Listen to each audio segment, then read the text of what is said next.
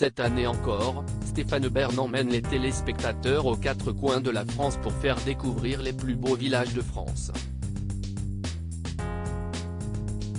Depuis 2012, celui qui a été désigné ambassadeur du patrimoine par Emmanuel Macron, nous entraîne sur les routes de France.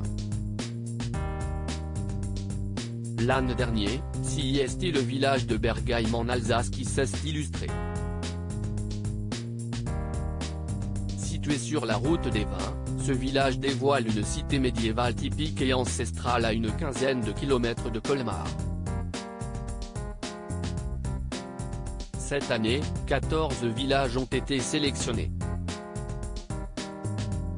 Alors, qui succédera à Bergheim ? Depuis sa création en 2012, le village préféré des Français est basé sur un concept simple, mettre en compétition des villages pour élire l'un d'entre eux.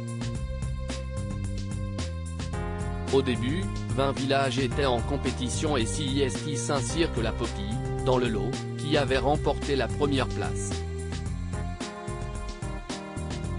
Si le concept reste le même, les modalités ont quelque peu évolué faisant passer le nombre de villages sélectionnés de 22 à 14. À partir de 2014, le village préféré des Français est dévoilé en direct et à partir de 2017, ce sont les votes des téléspectateurs pendant l'émission qui sont pris en compte pour désigner le gagnant. Pour sélectionner ces villes candidates, l'émission s'appuie sur le réseau Les plus beaux villages de France destiné à évaluer de manière objective les villages candidats au classement.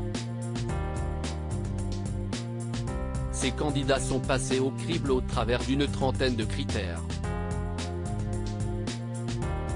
Parmi ces critères, ne pas excéder 3000 habitants, posséder au moins un monument qui raconte l'histoire du village et être dynamique. Pas question de mettre en valeur un village mort où il ne se passe rien.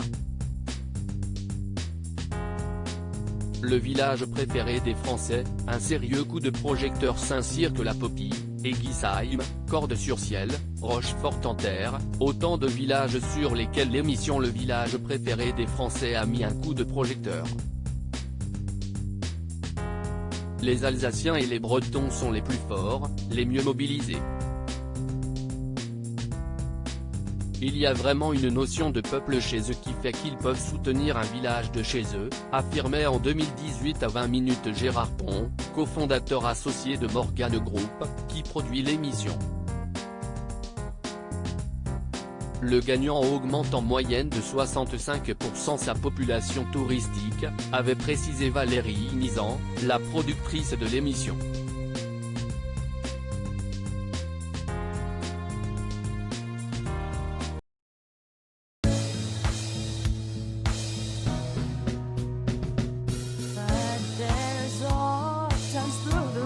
Times I think you got